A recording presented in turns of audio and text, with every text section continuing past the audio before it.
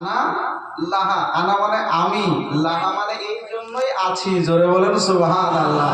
তোমরা এসো আর তোমাদের সুপারিশ করে আমি নবী তোমাদেরকে জান্নাতে নিয়ে যাবো। জোরে বলেন সুবহানাল্লাহ। কবি বলেন, মাফ করায়া নিবেন নবী, মাফ করায়া নিবেন নবী উম্মতের গুনাহ, উম্মতকে তরাইতে নবী দিলের রব্বানা। সাইয়্যিদে আলম নবীজি আখেরি জামানা, উম্মতকে তরাইতে নবী এলেন মদিনা। আরো বেরোয় নারী কত, রাই তারা আশা করে হইল গত। আরো বেরোয় নারী কত, রাই তারা আশা করে হইল গত। ধন্য বলেন যাকে পেয়ে, ধন্য বলেন যাকে পেয়ে আম্মা আমিনা, উম্মতকে তরাইতে নবী দিলেন রব্বানা। সাইয়্যিদে আলম নবীজি আখেরি জামানা, উম্মতকে তরাইতে নবী দিলেন রব্বানা। শোনো রে ওয়াহাবী নাদার, আরে নবীজিকে বলিস তোরা বড় ভাইয়েরই সমান। নবীজির ওই পাক জুতার সমান, নবীজির ওই পাক জুতার সমান হতে পারবি না, উম্মতকে তরাইতে নবী দিলের রব্বানা। সাইয়্যিদে আলম নবীজি আখেরি জামানা, উম্মতকে তরাইতে নবী এলেন মদিনা। আল্লাহুম্মা সাল্লি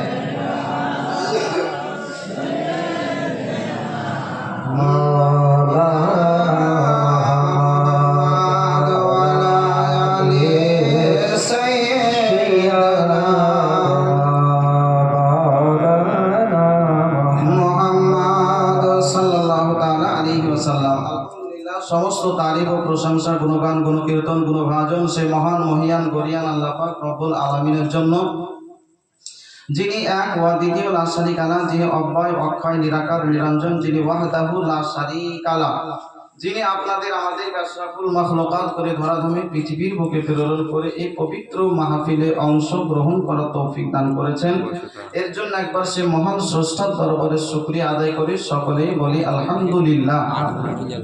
অতঃপর হুজুর আকরাম রহমতে আলম নূরে মুজাসসাম নবী মুআজ্জম রাসূল আকরাম সাহেবী জুদো करम मालिक व हिल्लो हरम की सरकार मदनी ताजदार, दोनों जहानेर मालिक व मुख्तार पैगंबर, बेकसू के कस बेबसू के बस सय्यदे अबरार व आखियार, गुलशाने हस्ती का अव्वलिन फस्ल बहार नबी चमन पैगंबर आजम, যে নবীকে সৃষ্টি না করলে আসমান জমিন লৌহ কালাম কিছুই তৈরি হতো না।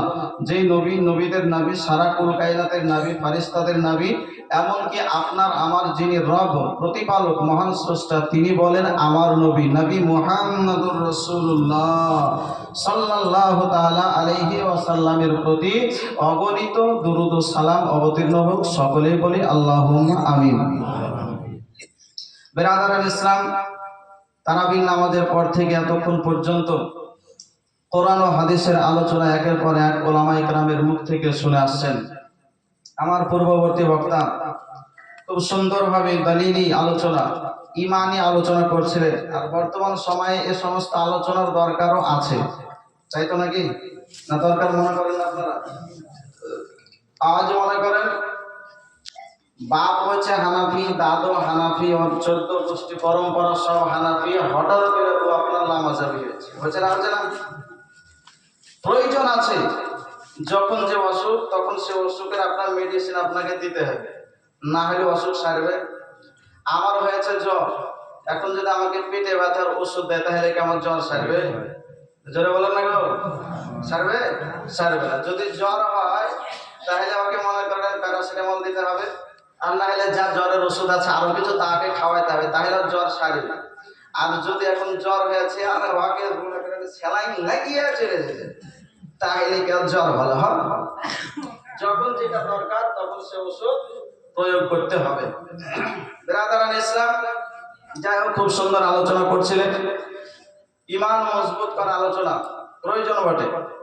আমি আদম আপনাদের সম্মুখে এসেছি মহাগ্রন্থ পবিত্র কালামুল্লাহ শরীফ থেকে, দুটো জায়গা থেকে আয়াতে কারিমা তেলাওয়াত করেছে। আশা করি আপনারা হয়তো বুঝতে পেরেছেন, কারণ আমার বন্ধু আর হযরত কারি মাওলানা মোহাম্মদ হাজিবুল ইসলাম সাহেব, যোগ্য একজন কারি সাহেব, মাওলানা সাহেব, আশা করি আপনাদের সম্মুখে বক্তব্য রেখেছেন।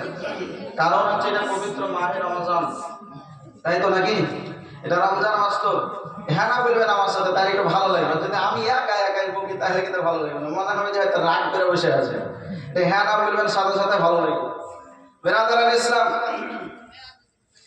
দুটো জায়গা থেকে আয়াতে কারিমা তেলাওয়াত করেছি।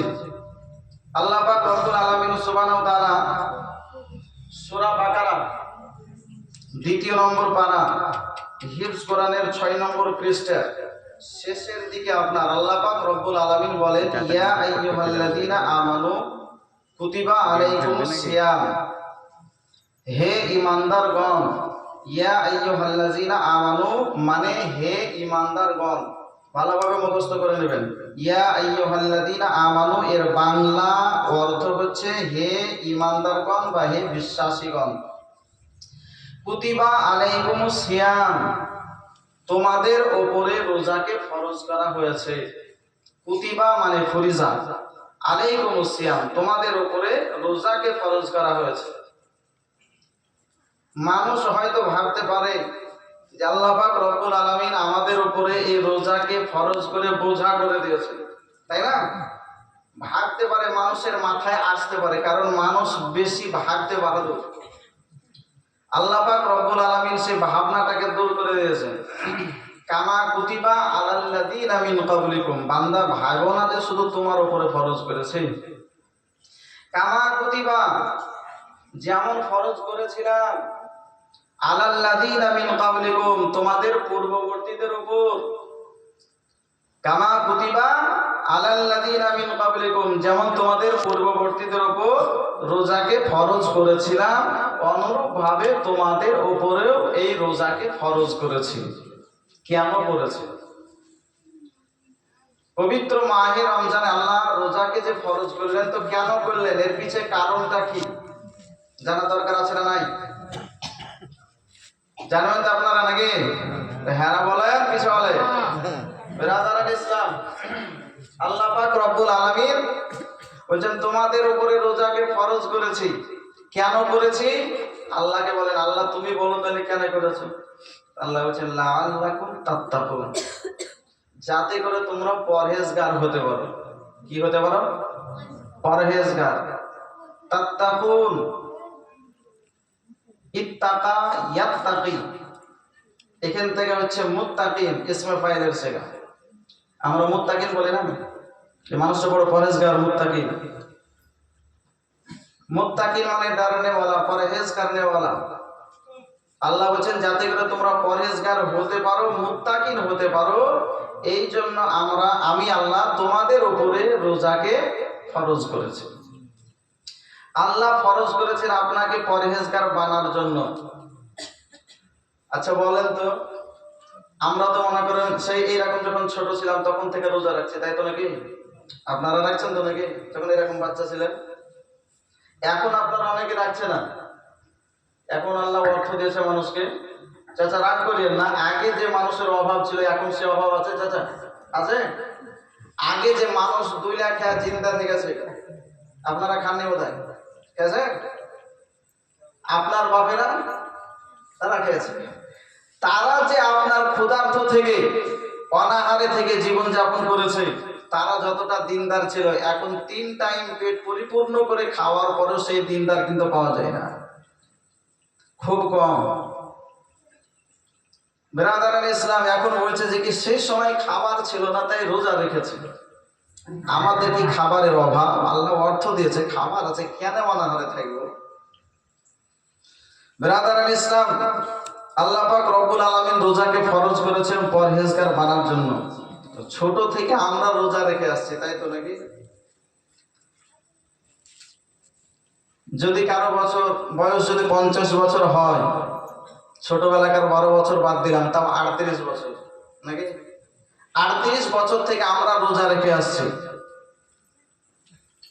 বা এর চাইতে বেশি আরো কেউ আছেন, বা এর থেকে কমও আছেন। এতদিন ধরে যে আমরা রোজা রাখছি, পরহেজগার হয়েছে কে কে বলেন তো দেখি? বলতে পারবেন যে আমি পরহেজগার? বলা যাবে? আমি মুত্তাকিন হয়ে গেছি, পরহেজগার হয়ে গেছি, বলতে পারবেন? পারবেন না। কারণটা কি? আল্লাহ তো বলছেন যে আমি পরহেজগার বানার জন্য রোজা তোমাদের উপর আমি ফরজ করেছি, বা রোজা তোমাদেরকে দিয়েছি পরহেজগার বানার জন্য। এটা খোদার নির্দেশ। খোদার নির্দেশের মধ্যে তো কোনো ঘাটতি নাই, ভুল নাই। তার মানে ঘাটতি আমার মধ্যে কিছু হয়েছে, তাই না? যে আমি রোজা রাখছি, রোজা রাখার পরে পরহেজগার হতে পারছি না। হযরত, রোজা রাখছি কিন্তু রোজা রাখার পরে পরহেজগার হতে পারছি না, তার মানে আমার রোজা সেই রোজা কিন্তু হচ্ছে না। যদি হতো তাহলে আমি এরকম থাকতাম। যদি সেই রোজা আমার হতো তাহলে আমি এরকম থাকতাম না, একজন পরহেজগার হয়ে যেতাম। আল্লাহ কোরআনে বলেছেন ইন্নাস সালাতা তানহা আনিল ফাহশাই ওয়াল মুনকার, 21 নম্বর পারা প্রথম পৃষ্ঠা। আল্লাহ বলেছেন যে নিশ্চয় নামাজ মানুষকে খারাপ কাজ থেকে বিরত রাখে। আমি নামাজও পড়ছি, মিথ্যা কথাও বলছি, নামাজও পড়ছি, অন্যের জমি থেকে কিছু চুরিও করছি, নামাজও পড়ছি, চুগলখড়িও করছি। তার মানে কি? কোরআন তো বলছে যে নামাজ পড়লে গুনাহ থেকে বাঁচবে, তাই না? অথচ নামাজ পড়ছি তারপরে গুনার কাজের সঙ্গে যুক্ত থাকছি। তার মানে কি? যে আমার নামাজ হচ্ছে না সেভাবে। ওই রকমই আমি রোজা রাখছি বটে, কিন্তু রোজা আপনার আমার সেই রোজা হচ্ছে না। যদি হতো তাহলে পরে আমিও পরহেজগার হয়ে যেতাম। একটা জিনিস মনে রাখবেন, রোজা সিয়াম এটা হচ্ছে অনাহার, উপবাস থাকা। এর সংজ্ঞা হচ্ছে যে অনাহারে থাকতে হবে আর স্ত্রীর কাছ থেকে দূরে থাকতে হবে। বুঝে নিয়ে নেশায় এই দুটো কাজ থেকে দূরে রাখার নাম হচ্ছে রোজা। আমরা তো সবাই এটা করি, তাই না? সারাদিন খাই না, পান করি না, স্ত্রীর কাছে যায় না, কিন্তু তারপরেও পরিবর্তন হচ্ছে না। কেন? আল্লাহ পাক রব্বুল আলামিন সুবহানাহু ওয়া তাআলা তিনি ফরজ করলেন পরহেজগার বানার জন্য, আর হবে না এটা হয়?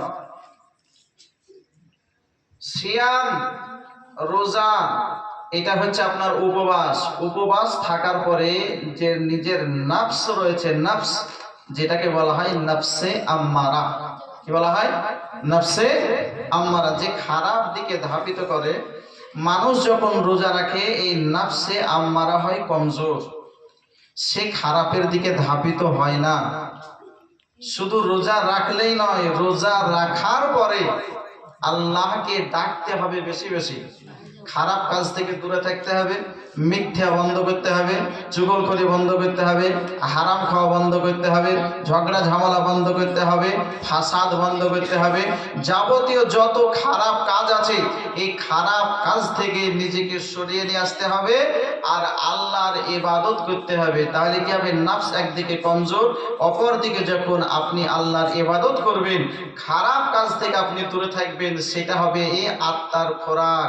যখন যখন আত্মার খোরাক বৃদ্ধি পাবে, তখন আত্মা আপনার জেগে উঠবে, তখন আপনি পরহেজগারদের অন্তর্ভুক্ত হবেন। জোরে বলেন সুবহানাল্লাহ। হয় কজন এরকম?